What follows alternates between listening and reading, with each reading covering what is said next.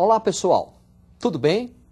Vimos na aula passada, primeiro reinado, período regencial, a partir dessa aula, segundo reinado. Observe essa gravura.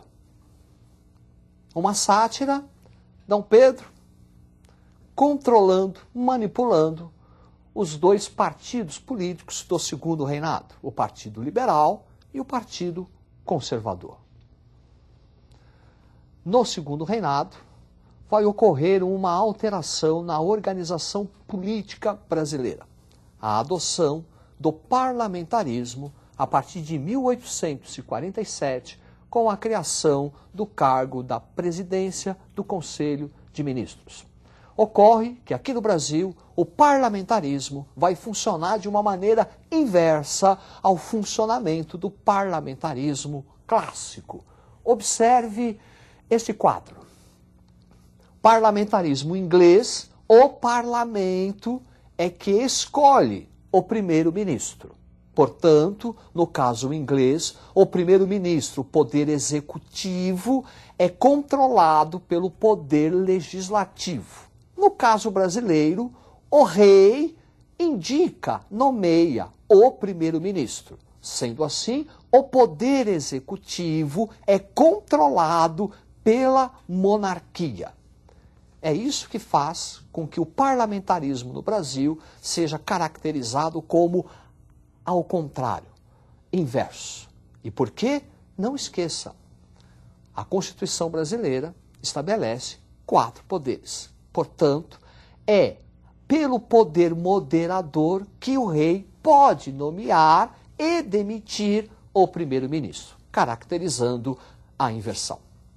Também, no segundo reinado, nós vamos ter questões envolvendo o Brasil e a Inglaterra, o Brasil e países latinos. Primeiro, vamos analisar as tensões entre Brasil e Inglaterra.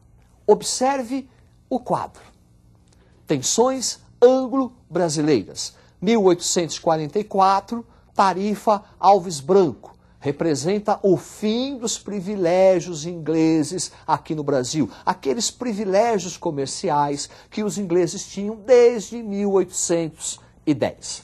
Por conta disso, como resposta a isso, em 1845, Bill Aberdeen, que é uma medida da Inglaterra para coibir e proibir o tráfico negreiro. Qualquer navio brasileiro suspeito do tráfico negreiro, a partir de 1845, poderia ser aprisionado pelos ingleses.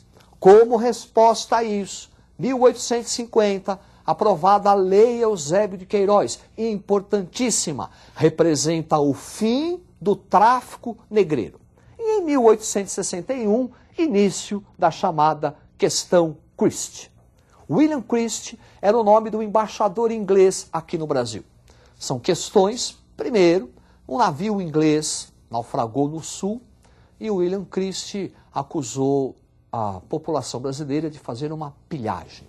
Depois, no Rio de Janeiro, oficiais da marinha ingleses, meio embriagados, fazem uma arruaça, brigam com o sentinela e são presos. Esses 2 incidentes, mais a questão do tráfico negreiro, mais o fim dos privilégios ingleses aqui no Brasil, provocam a questão Christie, que vai até 1865, que é um rompimento das relações diplomáticas entre Brasil e Inglaterra. Depois, uma segunda questão, a questão Platina, que vai provocar a famosa Guerra do Paraguai. Observe esta imagem.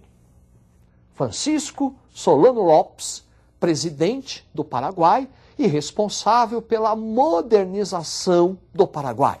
Modernização econômica. O Paraguai terá no século XIX um modelo econômico autossuficiente. Ele não será dependente da Inglaterra. E a Inglaterra não via isso com bons olhos. E a Inglaterra queria destruir esse modelo econômico. E a oportunidade virá com a famosa Guerra do Paraguai. Observe o quadro. Guerra do Paraguai, 1864, 1870. Causas: a expansão e o desenvolvimento econômico do Paraguai, a intervenção brasileira na região do Prata, o que hoje é Argentina e Uruguai, os interesses da Inglaterra em destruir o modelo econômico do Paraguai e a formação da Tríplice Aliança: Brasil, Argentina e Uruguai contra o Paraguai e com o apoio da Inglaterra. O resultado, vitória da Tríplice Aliança no campo militar, porque economicamente quem se beneficiou da guerra foi a Inglaterra. Conseguiu mais um mercado consumidor, conseguiu mais um dependente do seu capitalismo.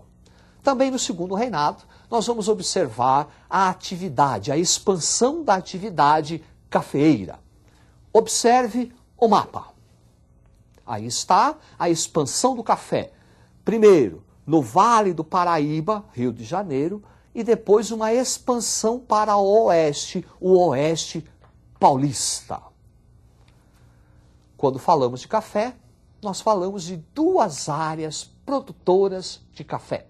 Uma no Rio de Janeiro, a outra em São Paulo. Observe as áreas. Aí está, Vale do Paraíba, uma área onde os grandes proprietários defendem e apoiam a monarquia, utilizam-se da mão de obra escrava, fazendo dessa área uma área ainda tradicional. No oeste paulista, os grandes proprietários de terra apoiam o ideal republicano, adotam a mão de obra assalariada. Não se esqueçam que desde 1850 não entram mais escravos no Brasil, lei Eusébio de Queiroz, fazendo dessa área uma área moderna. A expansão do café também vai trazer uma série de modernizações para a sociedade, a economia e a política nacional. Observe o quadro. Café e a modernização. A construção das ferrovias para melhor escoamento da área produtora de café, o oeste paulista, até a área exportadora, Porto de Santos. Desenvolvimento do sistema bancário, desenvolvimento das cidades, o urbanismo, Avenida Paulista, São Paulo, Avenida Rio Branco, Rio de Janeiro, um surto industrial e o desenvolvimento das relações assalariadas, trabalho assalariado. Sobre o surto industrial, é sempre bom citarmos Irineu Evangelista de Souza, o nosso Barão de Mauá. Um homem que vai se envolver em várias atividades industriais, comerciais, companhias de navegação, sistemas financeiros, casas de moeda. Barão de Mauá, o grande industrial do século XIX. Sob a substituição do trabalho escravo para o trabalho assalariado, nós vamos ter a participação dos imigrantes italianos. Observe a gravura. Imigrantes italianos trabalhando na lavoura cafeeira. O segundo reinado também é caracterizado pelo fim da escravidão. Vamos observar agora o processo que resultou na extinção da escravatura no Brasil. Observe o quadro. Fim da escravidão, resultado da pressão internacional, especialmente dos países capitalistas. Como já dissemos, escravo não recebe salário, portanto não é consumidor. A expansão da atividade cafeeira, aliada ao fim do tráfico negreiro e à necessidade de mão de obra. Daí o recurso, o imigrante italiano principalmente, e o abolicionismo. Sobre o abolicionismo, nós vamos ter uma série de legislações. Primeiro, a Lei do Ventre Livre, 1871, Lei dos Sexagenários, 1885, e Lei Áurea, 1888.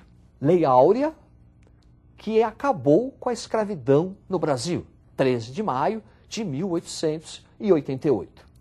Não representou uma melhora na vida do negro. Deixou de ser escravo e virou um marginal, pois não foi dada a oportunidade ao trabalho, à saúde, ao lazer, à habitação. De escravo, passou a ser um marginal. Ainda no segundo reinado, nós vamos ter o chamado movimento republicano, que vai contribuir para a queda do Segundo Reinado. Vamos analisar aqui, em primeiro lugar, os motivos que provocaram a queda da monarquia brasileira. Observe o quadro. Fim do Império Brasileiro. Processos de modernizações do século XIX ligados ao café, desenvolvimento do urbanismo, desenvolvimento do sistema financeiro, modernizações. Questão religiosa envolvendo o Império e a Igreja. É contra o regime do padroado, contra a intervenção do Estado nos assuntos religiosos. Desenvolvimento da questão militar, envolvendo o Exército contra o Estado.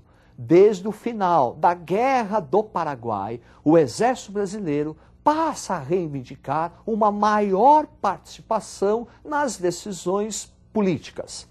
Questão social que envolve a crise do escravismo, o processo de abolição da escravatura. Aqueles grandes proprietários de terra do Vale do Paraíba, após a abolição da escravatura, colocam-se contra o Império. E o movimento republicano.